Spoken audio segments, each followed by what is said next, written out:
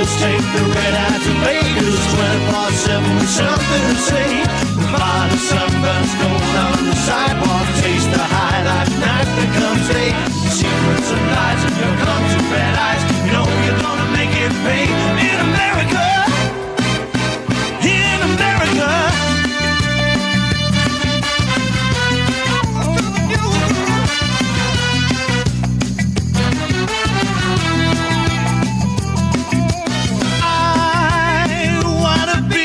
America, something to see in America. Rolling the dice in America. I wanna be in America.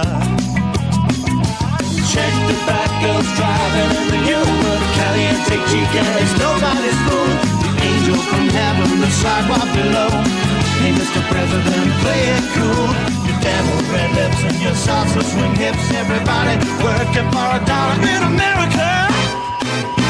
In America.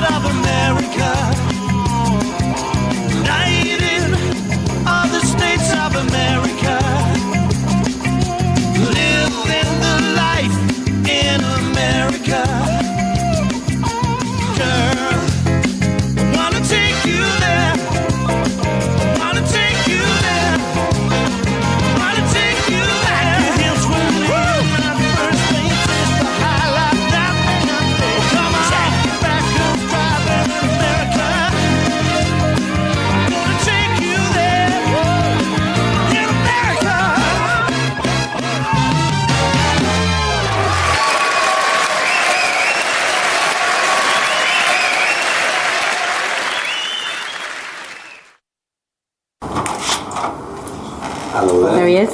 Do come in. Thank you.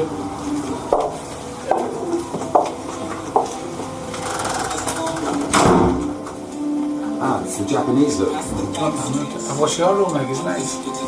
You became a comic almost by accident because you were a drummer in a band. I was a drummer with a band. We were playing. We were at this club, and it was during we had the power cuts. Remember? With all the power cuts. So we were playing at this club. We doing all that. Not that, you know. Suddenly, power went off. And I stood up on the keyboard. Don't panic, don't panic, don't panic, don't panic. And went to the front of this thing. I said, we've, alright, which committee man's fucked off with the money and not paid the bill? And the place started laughing. And then I shouted a few things out, got back on the kit. Then we went back into the dressing room when we realised the power wasn't going to come back on. And we're in the dressing room, and my cousin Derek, who was the bass player, there was three Vaisies in the band, Lee Vaisey, Derek Vaisey and Roy Vaisey, three of them. Then two cousins. He said to me, do you know, that's funny, how did you think of that? I must have said some ad-lib off the tongue. I said, because we were always laughing in the van, any road. He said, we're keeping that in. I said, what do you mean we're keeping that in? Tomorrow night when we play, I'll get the committee man to switch the lights off. And you do that. I said, you fucking won't. I said, I only did it because I've had a couple of pints of lager. A little bit of Dutch courage. He said, oh, it's funny. So a couple of nights later, we were working again. Don't forget, these are the days when it was £15 between four of us. So, unbeknown to me, Derek had said to the man, switch the lights off after our second number. He hadn't said to me that he was going to do it. And I think I just automatically did it. And then as I walked past there going, you bastard. Yeah, but we kept it in, then we did a little bit more, then we did a little bit more. Suddenly we found out that comedy groups were getting a lot more money. We could get 50 quid for doing comedy. Green one, clean one, like run the bean, one slack, one's black, one's bald. Hey, hang on a minute. Cracking gag, you love this. when we're on the road all the time, I spend a lot of time, obviously, in dressing rooms, in hotel bedrooms, and the main thing is to prepare yourself for the evening. So what I actually do is I get the newspapers and I look through the stories, and once I get a story, mainly most people just read the headlines. The little stories, the headlines are good. Your fodder's there. I've just been reading the paper there. Do you know mobile phones damage your health? Certainly do. You get your bill, you want to throw yourself off a fucking cliff, don't you? But if there's a fantastic story in one of the other pages, you really have to explain that to the audience. You'd have to say, did you see, other than go straight into, at the moment you've got like Barry Moore's in the news, and then you've got the general election in the news, Prescott being attacked, and what they're straightforward things to say because they're on the front pages. But as you look through the smaller ads and you see some big star's got an alcohol problem or whatever, then you've got to jump on it. Ronnie O'Sullivan, the snooker champion, has come off cocaine, so that's how we clear the table. At the top of the paper I put down, England collapses. The batting has collapsed. So the first thing I wrote down was, I see England's batting's collapsed worse than Daniel Westbrook's nose. People, because she's been in the news all the time about the cocaine and all that, people straight away pick up on that line straight away. And my idea of comedy is one of, don't worry if you don't like what I'm saying, because there's another one coming along in a minute. A bit like the bus service, you know. So whatever's down, S Club 7, they've been dropped from an advert doing Rice Krispies because they were caught smoking the dope.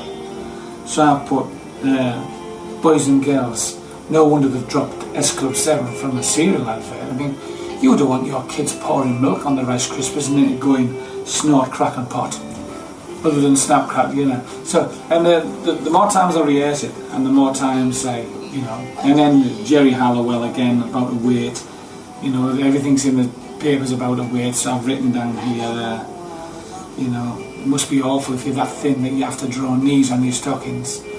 It's just the way my mind works, you see. Then what I actually do is, when I sort of get something down on paper, like I do, I put it in my books. Now I have hundreds of these books, and each page represents something I've thought about. I put TV adverts, so I talk about the adverts. I put down here, I've put down surveys, things about surveys. I put down news, Sunday stories, in other words, what was in the news of the world.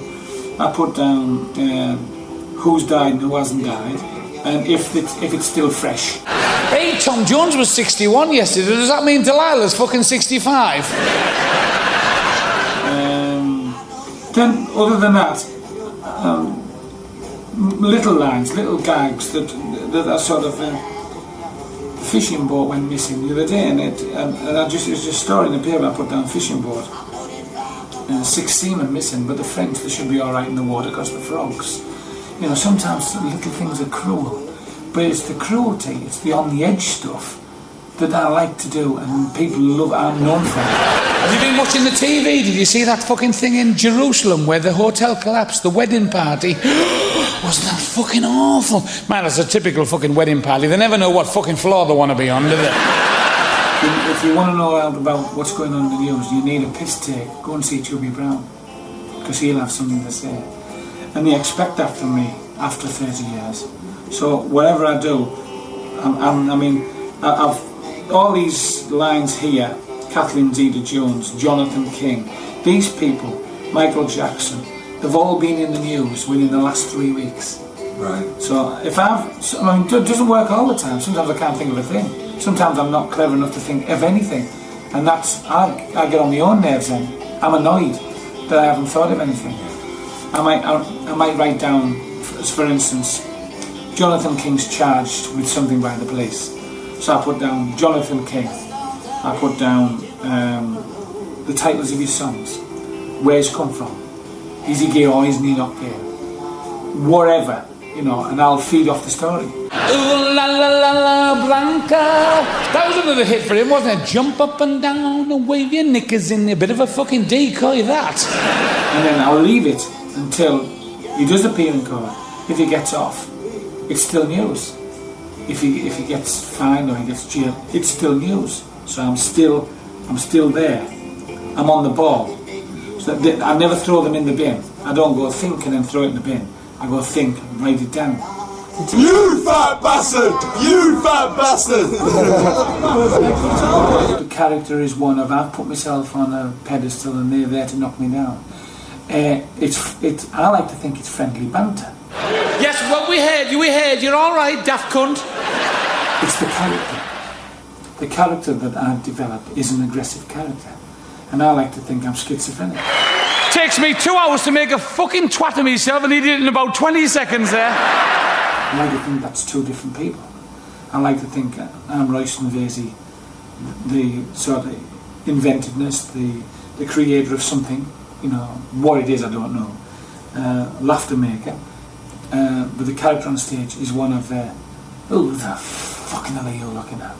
And that's why, I mean, don't forget, I can honestly say hand on heart, we've never been to a theatre for 10 years, it hasn't been full to the door. So I must be doing something right. Because you ask anybody in show business, it's all about putting asses on seats. It's not about how good, bad or indifferent you are, it's putting asses on, getting money at the door and getting people to leave their house on a cold winter's evening and coming to see your show.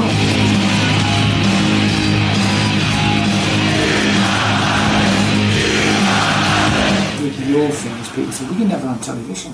Well, what's television? It takes you, it uses what you've got, then it dispenses with you. It just, finished. All your ideas, they take, they pay you for them, of course, but it's called overexposure. And I could name 10 comics you never see on TV now that have all been given comedy shows, chat shows, and they just, everybody only has one brain. You only have so much. We're not all encyclopedias. That's why you have to write them down so you can go back over it. You know, but loads of really good comedians, impressionists. Take them. The big break comes. I'm on TV, and after 2 years, I've got nothing left. And that, you know, this business is like for people to say, "Oh, we've seen all that before." This is why I work so hard. I have thousands of fans. You only have to look at the internet. You only have to look at anybody says out about me. My fans are like vultures. They're like rats. They're straight at them. I get one bad comment on my website about, yeah, you're a fat racialist, fucking sexist, feminist bastard. And within you'll get 40 replies straight away saying, if you don't like it, switch off your computer. If you don't like him, don't buy a ticket. If you think he's aggressive and this, that and the other, don't go to the show. We're not here for you. You're a miserable bastard. You fuck off. We're happy and we're having a good time. We're going to get pissed and we're going to raise the roof. And if you don't like it, you know where they're. That's my fans. That's how my fans look at it. I spend every single day at my act. And when I'm not doing it, you know, you get these people who are obsessed with the gym. And they have 2 days off the gym and oh, I feel fat, oh, I don't look right and all that. You get people like that. I'm the same about my scripts. I go on holiday for 10 days. When I come back, I'm saying, oh, I've missed this, I've missed that. That was in the papers, that was in the papers. Oh, I could have said that. I know that'll get a laugh. And then, yeah, I've missed out. I come back and I thought, oh, fucking hell, I've missed. There was a great news story there. I could have had 10 good lines out of that. You know. It's a dedication. I am a workaholic, yeah. I get bored if I'm not.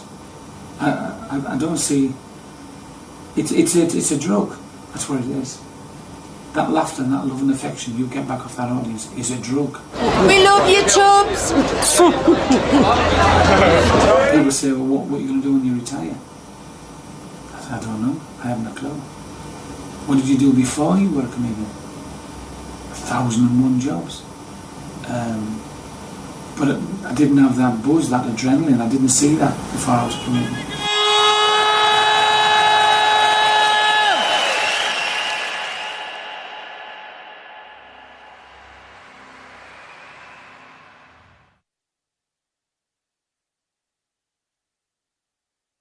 comedians, there can only be one Laurel and Hardy.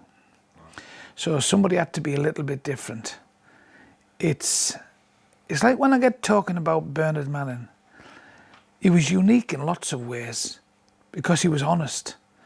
You know, and I've said this plenty of times. Let's go back to the old days when we called a spade a spade. What's wrong with that? It's humour. It's humour the world over. People from Scotland, Ireland and Wales have never really had any time for us. And to be honest, we've never really had any time for them. But humour gets us through. Laughing at each other. When we're laughing, we're not fighting. And I always think British humour has always been cruel, hateful, sarcastic, but it's fun. That's what we're all about. These days for me to get a fuck, I have to spike my own drink. Mind you, she did give me a blowjob for my birthday. And the good thing about that, 2 minutes of fucking peace and quiet.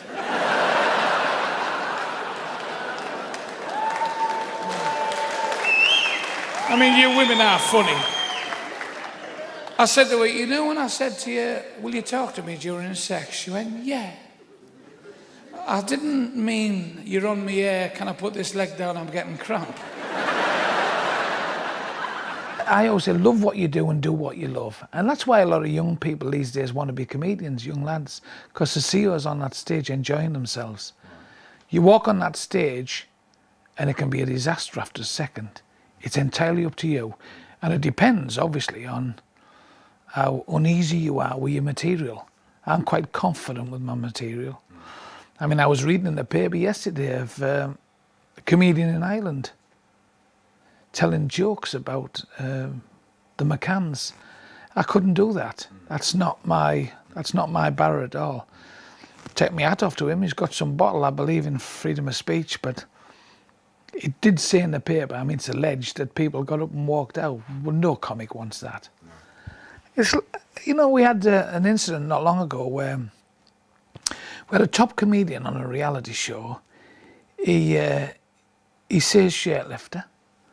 So what's that? You know, I crack homophobic jokes, but I don't sit at home all day thinking about them.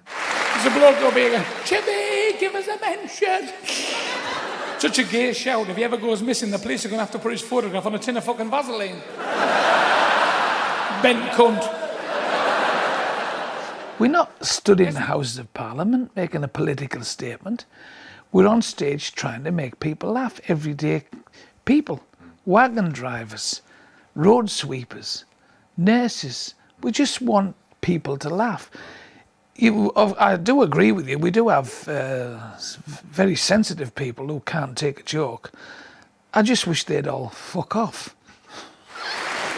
I'm a little bit upset the wife's asked me to divorce. She asked me for a divorce. I went, you cunt. When you lost your purse, I was there for you. When you crashed the car, I was fucking there for you.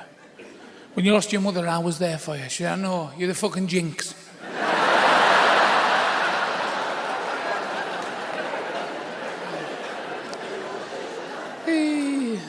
Come home the other night, we were having a candlelit dinner. Power gen had cut us off. I had to wait a while for it because the pizza lad fell off his fucking bike.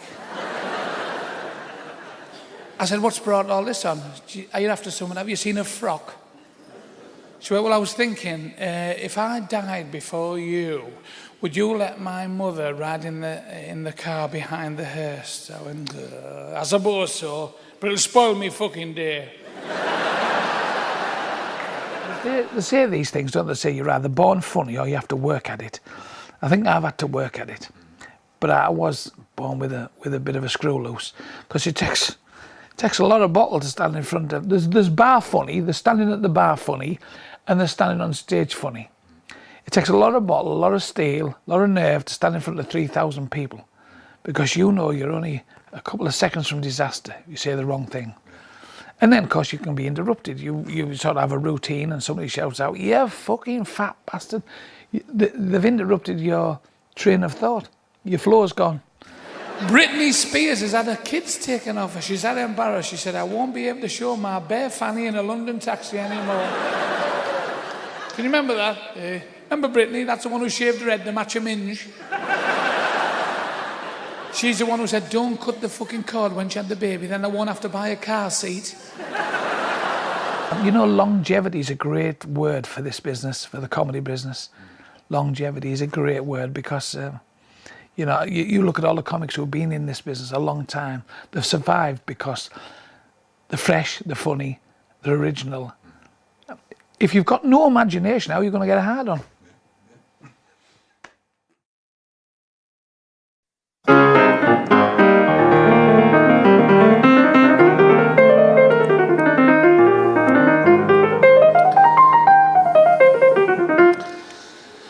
I often get asked about the piano, and obviously I was a drummer, I was a musician for years. I was a drummer in a pop group in the 60s, and what happened was I got a phone call one day. Some friends of mine said, we're going to the EBOR meeting at York. Would you like to come along? I said, yeah, of course I would, yeah. So there's 48 of us on a bus, and we went to the York races, and we stopped at a pub at Scaling Down. Do you know, I can't even remember the name of it now. And none of us could play an instrument, and there's this piano in the corner.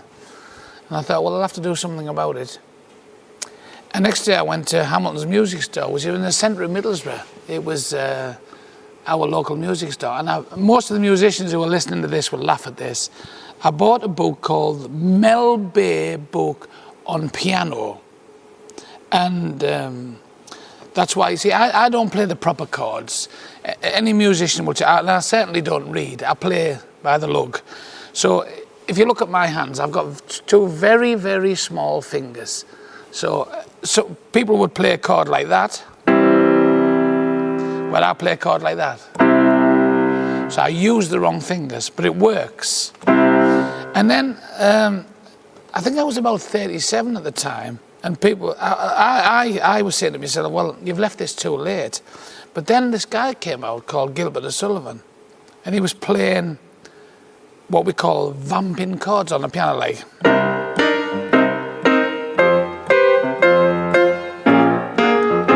And for me, that was like sort of playing the drums on the piano. So I decided, when I bought this Mel Bay book and I got a few chords off,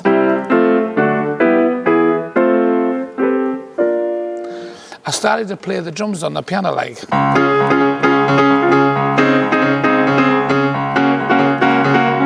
Sounds good.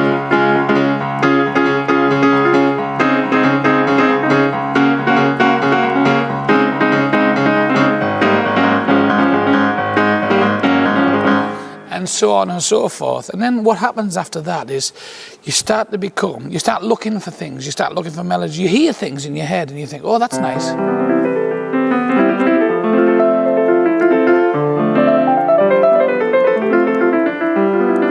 You've got away from all that.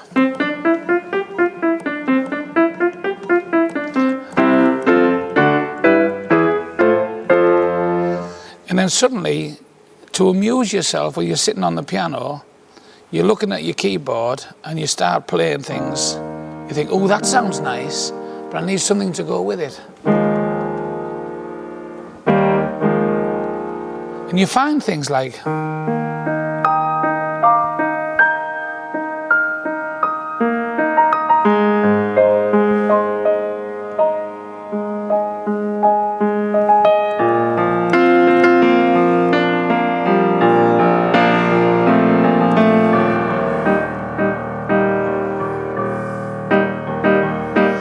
they're just lovely, lovely melodies. And I still play the drums on the piano. I still play.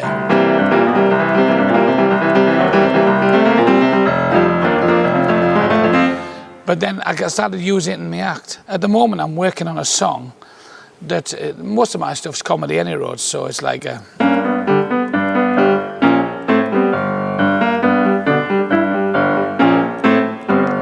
What the fuck you doing in a town like this? I'm booking Chubby Brown while you're taking the piss. I know it's a bit like I know it's a bit ragtime, but comedy's like that. Comedy's always been sort of umpa, stick it up, you umpa. And that's how the piano, there's so much you can do. So, I mean, I'm not a Jules Holland, and I wouldn't play the piano in front of a great piano player because I know he'll say, the fuck's he doing there? But at least if it sounds okay to you,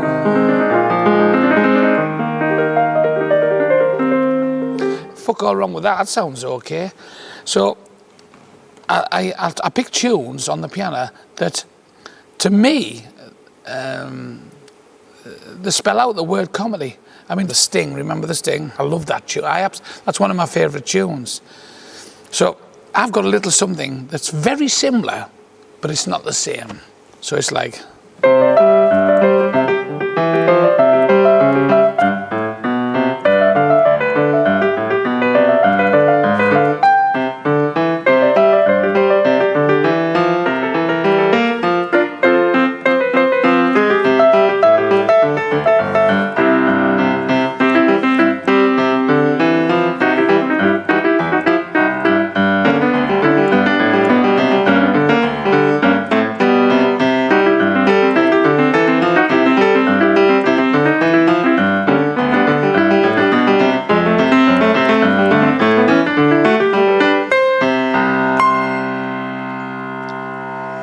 Typical, like, two-step rag. I really enjoy that. I enjoy playing that.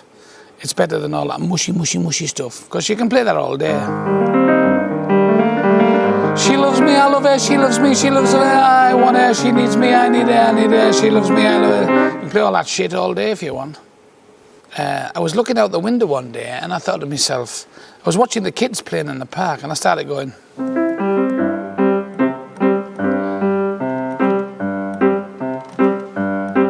And I thought this sort of reflected the mood.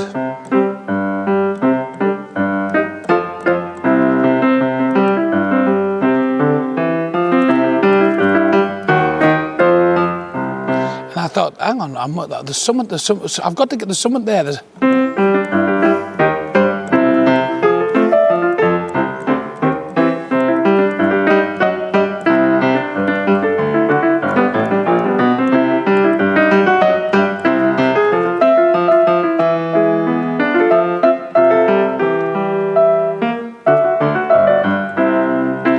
If you think about that, doesn't that sound like kids playing in a park?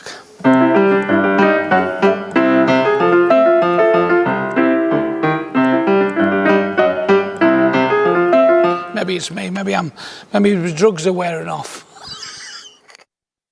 Nice and quiet, please, especially the drummer. Well, as you know, I first started out on the kit in the 60s with a pop group, but those were the days when you played things like, you know, a 12-bar, which was... Later on in life, when I took up comedy, I'm glad I did, because at that particular time, all that funky drumming came in. And when that funky drumming came in, it was like, I don't know, tapping your head and rubbing your belly. It was like a...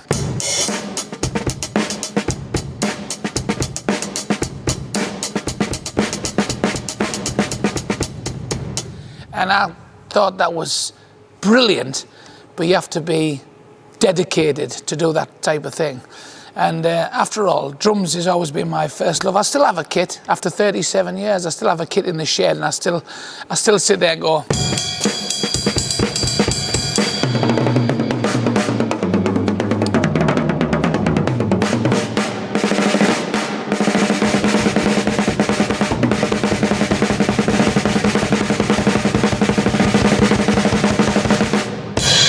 so forth and so on, because it's a way of getting your anger out. You know, if you're ever upset, you can go in the shed and just bang away, you know. But I say I love the drums.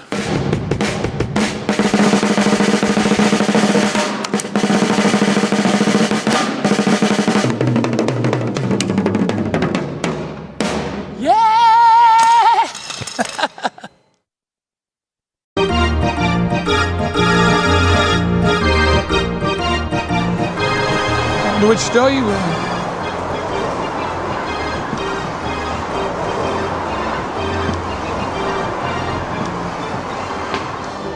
Oh, la la la la la la la la la la.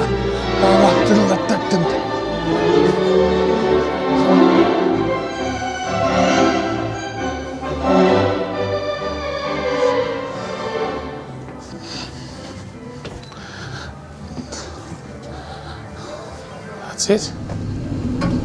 When I first seen Blackpool Tower, you know, and I was so impressed, and my dad didn't want me to have a Meccano set, so he told me a fat lad made it.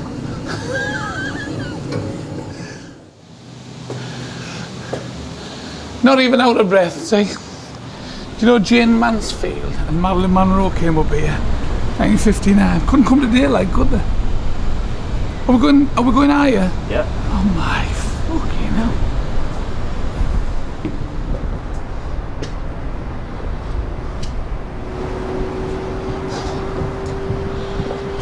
Why don't you get a step ladder and tie it to the peak and I'll hang by one hand? Bastards. Fucking hell. I've seen this place packed to the door. I'm talking about the beach now. I've seen the place absolutely packed. But when I first came here with my father, this was Disneyland to Northerners. This was our Disneyland. Happy days.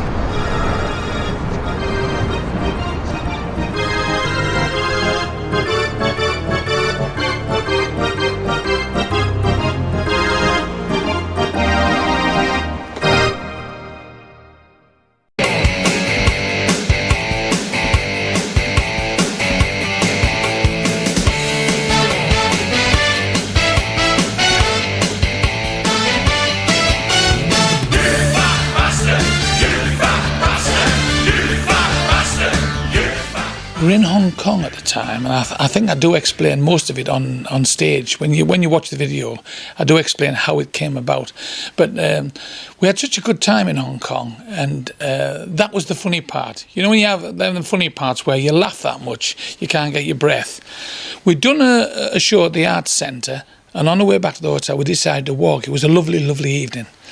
And as we walked past the top road, what they call the top road, the road off the prom, they had a market, and we were walking through the market. And you know, I'll tell you what about the Chinese, they do, when they say livestock, they mean it. There's things there you would never see here. You know, I mean, they had animals in cages, and when people order something, they just actually put the hand in the cage and take its head off and put it in a bag like we would fish and chips.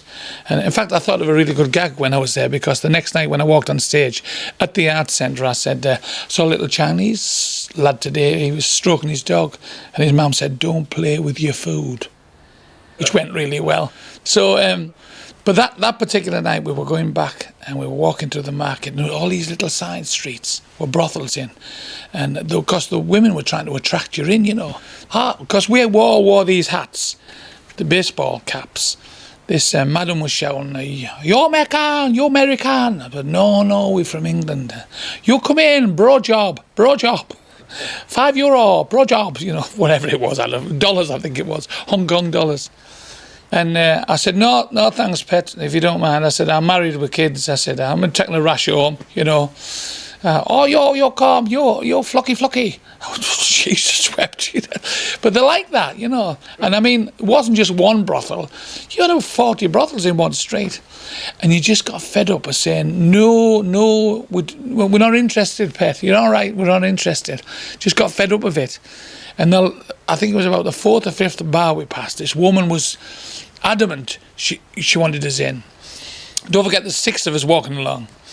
She said, you come here, you nice girl, you American. I said, no, we're from England. We don't participate any road. I thought of a funny line. I said, I don't like women. I'm gay. I'd only walked about 10 yards, and I heard this voice say, flock off, you're too fat to be gay. Well, we pissed ourselves laughing. And at the end of it, I mean, when you think about it in this day and age, it's not offensive, is it? Too fat to be gay. And they say, well, you know, the gay community might be offended by it. They won't be. Because over the 40-odd years I've been in show business, I've met so many homosexuals. I worked with Lee Sutton, Frank Fufu Lamar, Diamonds Lamar, Danny LaRue, just to name but a few. And the figures are fun. They put themselves on stage. They ridicule themselves, so they're not going to be offended by it. I think it's only the closet gays that might say, you had no right to say that. We started off in Australia. We'll go to Australia first. Now, I'm doing a comedy club, and it's right underneath the bridge, Sydney Harbour Bridge. And I'm talking to the audience, and I'm telling them that my father, which is true, worked in British Steel that made the metal that built Sydney Harbour Bridge. And they didn't put me on till about, I think it was 11:30. And I had to get changed in the kitchens. And we had these Chinese cooks in the kitchens chopping carrots and chopping potatoes. And I'm stood there hanging my suit on the fridge, and they're asking me to move across while they were doing burgers and chips. And I was eating all the profits. I went on, did about 40 minutes to complete noise and abuse. The noise was deafening. And a fight broke out. Now to do with me. A lot of Australians, a lot of Brits, drink. One thing led to another. And I said, well, how are we going to get back to the hotel? There was only one door in the club, one door out. And we had to climb out the window. Well, I'm a fat bastard. And I'm trying to get through a window this big. And Richie, my tour manager's pulling me one way. Come on, let's get out. And the bloke who wants me to go back on and do another spot's pulling me the other way. And I've got my goalies caught on the catch of the window. They were just happy days, Over the years, so much has happened with Ireland. I mean, just a month ago, I was sent to do a show in Belfast. And I don't like flying, it's well known. I even talk about it on stage. And we're flying into Belfast. And we're just about to touch the runway. You can see the tops of the sheep. We're just about to touch the runway. Suddenly the plane, woof. Well, I shit myself. Up we went. Now, pilots don't normally tell you if there's something wrong, do they? He only come on and said, ladies and gentlemen, I'm sorry about that. He said there was a service van on the runway. I mean, they don't normally tell you that. Typical fucking Irish. Drove a van on the runway. And then he went round again so he could land again. And it was a windy day. Yeah. I think I was up there thinking, I'd have rather hit the van. And they don't realise how funny they are. Because when I went to change my money in the airport lounge, they had that Bureau of Exchange. I had £100 in English notes. And I said to the woman, could you change that for me, dear? And she went, yes, I can. That's what I can, sure. I said, just as a matter of talking, I went, well, how many euros do you get the pound? She said, it doesn't matter. You've got enough for the weekend. like it had anything to do with it. And then when we were in Belfast, and I wanted to go on the lottery because it was a rollover. And I went to on O'Connell Street, they had like a cabin. And there was a bloke just sat there, flat cap on, wood bar in his mouth, coughing away.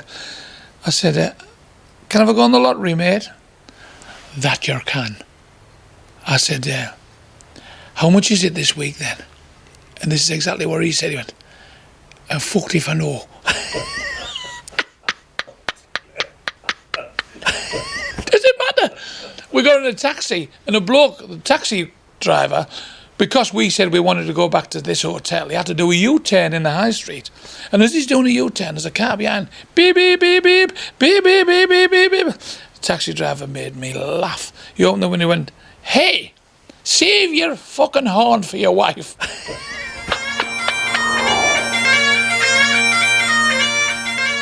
One story, I've got to tell you this. We arrive at a caravan park with its own little club in Scotland. And when we arrived at the gatehouse, because we were given a caravan to stay in, chap said to me, the site manager would like a word with you, Roy. So I went to the office and he said, Chubby, your reputation goes before you. Apparently you can be very, very offensive. Your material is neither knuckle, etc., etc. We went through this whole rigmarole. He said, now, Well, I would ask you why you're here, because I know you've got a couple of lads with you, and I know you have a good time, and I know you like a drink. We've had them here before, we've had all the bands here before, we've had all the duos, all the groups, and we would ask you if you would just calm it down a bit. I said, you won't get any trouble from us, mate. I said, it's the last thing we need. We need the work. We don't need a reputation of being a bad band or anything, and I'm a bad comic. So, that was on the night. The next morning, the communal showers and toilets were right opposite his office. And I went to the toilet on the morning. And I sat down on the bog. And a wasp stung me on the arse. And I ran out of the bog shouting, "You fucking..." So I'm stood outside this communal shower cum toilet, trousers round my ankle, me tadger blowing in the wind. It was a stiff wind. And I looked up and he stood in his office window going, try and talk your way out of that one.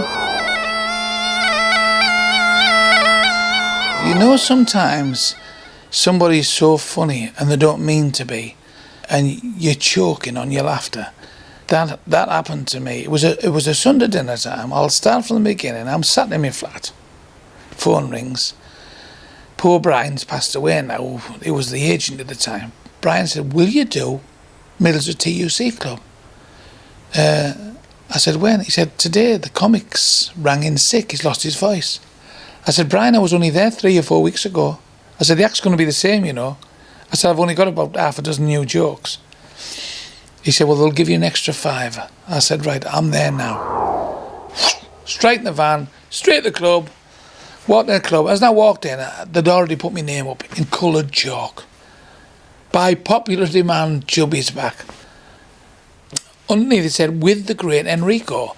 Now, if you're out like me, you know, Mario Lanza, Caruso, the great Enrico, I would have thought it was a tenor, you know, one of them. So I didn't see the bloke come in. I'm stood at the bar with Brian. Brian had met me at the club. We were having a couple of pints. The club is packed with hairy-ass scaffolders, riggers, fitters, tarmac workers. You know, not a decent face amongst them. Also. So, George on the organ, Bill on the drums. And it starts. "Good afternoon, gentlemen." Everybody's reading the papers, you know. No, Sunday dinner times was shite. As regarding an artist would tell you that. Any artist would tell you that. The music starts. Bum bum bum bum bum bum bum bum bum bum.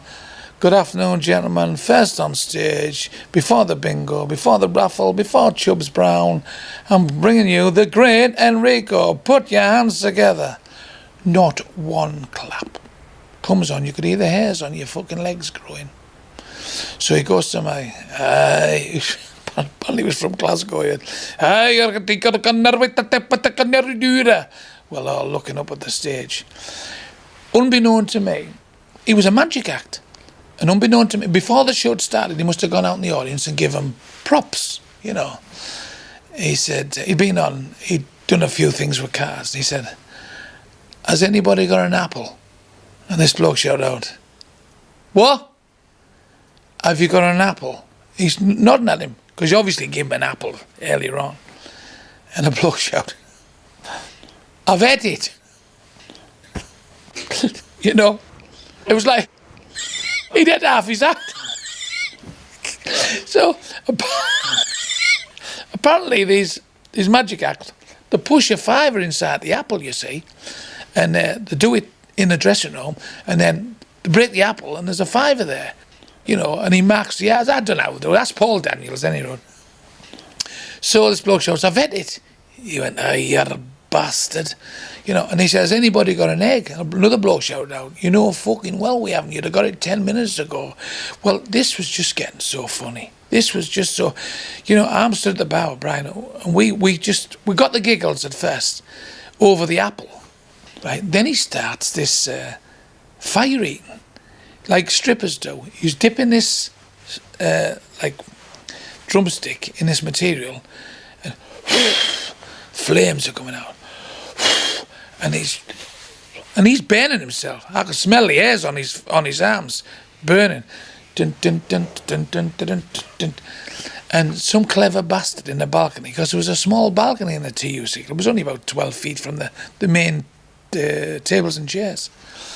He must have said to his mates, "Watch this." He went, "Oh, Jock, give us a light."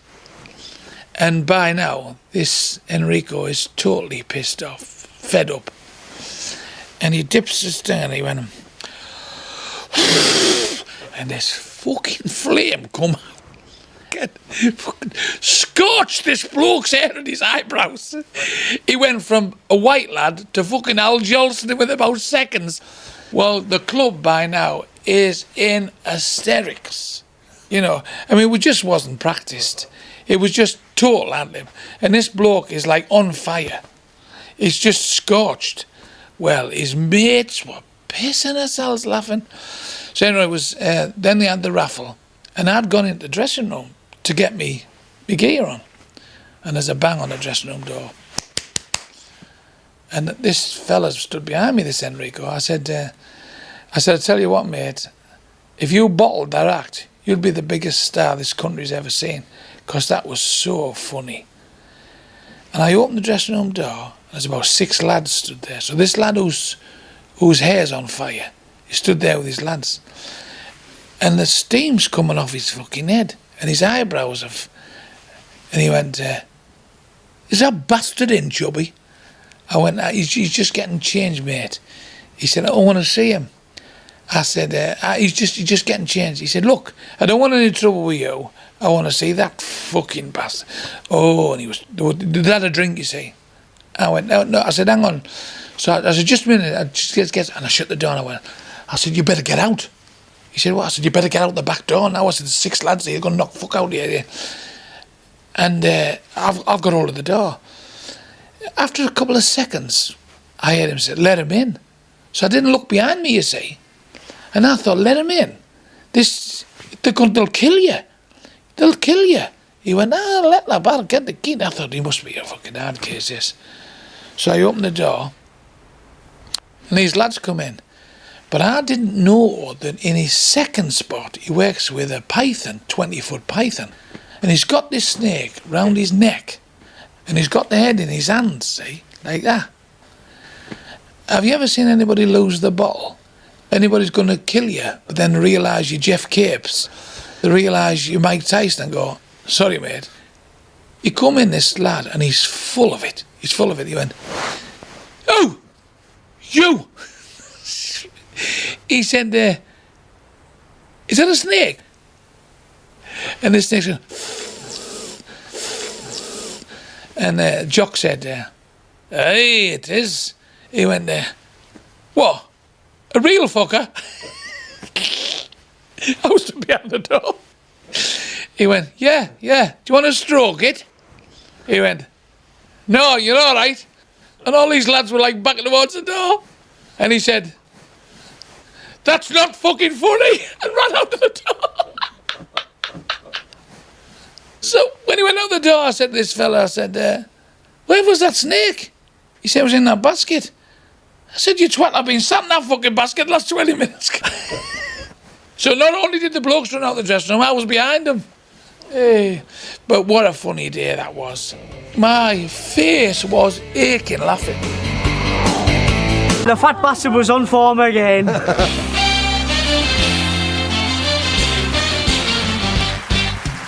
Classic Chubby Brown. You have to go back to the early 70s, and I was with the band, and the band always asked me to introduce the numbers, so that gave me a little bit of confidence to stand on a stage and to talk to an audience. Hey, I tell you what, the fucking women drivers here are very polite, aren't they? Just pulled in front of one out there, and their hand gesture indicated to me she wanted to wank us off. And then when I started getting single work up and down the country, obviously the clubs, which is why I feel sorry for young comics today, they've got nowhere to die. But in them days, you know, it was rough, it was hard. But there again, if you want to be somewhere, you have to stick at it. And I was getting sent to these places, and suddenly I get a phone call. They're looking for stand-ups to do opportunity knocks and stuff like that, you know. junior show time. So I applied and I went right down to Birmingham on the train. We all met in a room, and some of them comics are still around today, like Jimmy Carroll. Well, you know, the Little and Large, people like that, they were all in this room. Roy Walker, all looking for auditions. And I was doing okay, and I sat on the piano. I only knew a few chords. And during the song I was doing, the lid came down on my fingers. They thought that was part of the act, which it wasn't. I wasn't a good piano player anyway, so it made a good excuse. But I told a story about a fella who only had one ass. Now, everybody in the studio fell about laughing. And after the audition, one of the assistant producers come up to see me and said, Roy, you know, you were really funny, but obviously you've spoilt yourself by saying ass. I said, all right, okay. So that was the end of that career.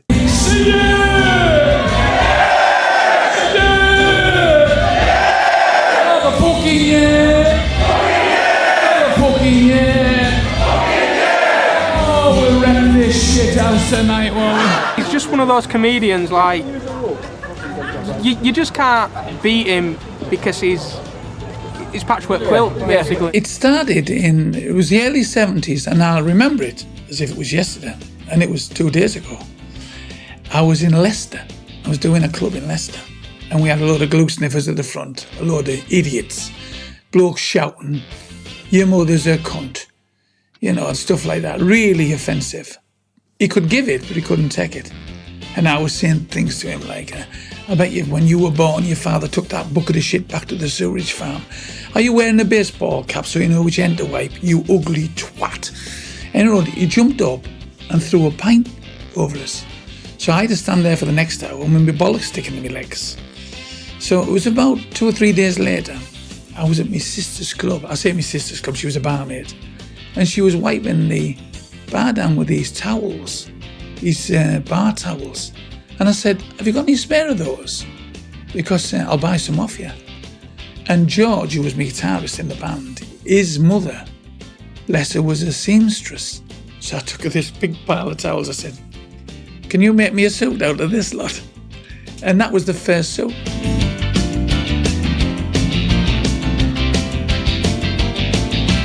After the bar towels, I decided, I passed one of these draper shops. I saw all these coloured curtains in the window. I thought, you know, that'd be a good idea. I bought a load of material and sewed it together, made sort of an eider-down, and then made a suit out of it.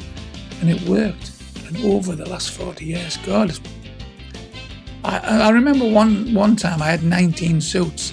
But then people would come along and say, can we have your suit for charity? We're going to raffle it off for, you know, wherever. I've got about 3 or 4 left now. But it's lighter, it's easier to move in, and it's famous. Iconic. That's who Roy Chubby Brown is. You know, a lot of old comedians used to model themselves on other comedians. You know, people said, because of the suit, are you trying to be Max Miller? No, I wasn't trying to be. I didn't even know who Max Miller was when I started off. I'd never heard of Max Miller. I mean, you look at comedians today, they say, Lee Evans is the new Norman Wisdom, Jimmy Carr's the new Bob Monkhouse. But there's nobody like me, is there? You know, I'm just an oddball. Not because of the material, not because of the act I do, just the way I dress. I mean, do you know at the last count there was 27 Chubby Brown impersonators? They're even in Australia and South Africa and Canada now. So that can't be bad, can it? Inappropriate, brilliant, vulgar and hilarious. I thought it was fabulous. Absolutely fantastic, first class Chubby Brown. You could get £15 as a clean comic, and you could get £75 to £100 to be a blue comic. And when you've got a young family, you've got a wife and a young family, there's no competition, is there? You go for the money. I've never, ever had stars in my eyes. I'm that type of person. I've always just wanted to earn a living. And, you know, I mean, I said to them, I'll stand on stage and wank off for £1,000. It's up to you. So they said, right, tomorrow night you're booked at the Wankers Club. Well, according to my wife, sex is better on holiday. Yeah, that's the text I've just got from her in Benidorm. I think political correctness has ruined our business, really. People are too sensitive now. Where's the humour gone? You know, it's just ridiculous. But, you know, you get these left-wingers and the political correct brigade coming straight onto the bound. Anything said, they're always trying to down you. Instead, it's a laugh. It's a giggle. It's a laugh. I'm not political. I'm not racist. I'm not homophobic. I can't be bothered with all that. A lot of people don't get the humour. A lot of people are against the humour. But at the end of the day, it's all tongue-in-cheek. It's not who he is, you know what I mean? It's what he thinks makes people happy and makes people laugh. I don't know. I think if you've got time to be that sensitive, I'm not at the Houses of Parliament shouting my mouth off and saying, hey, I don't agree with this now. I couldn't care less.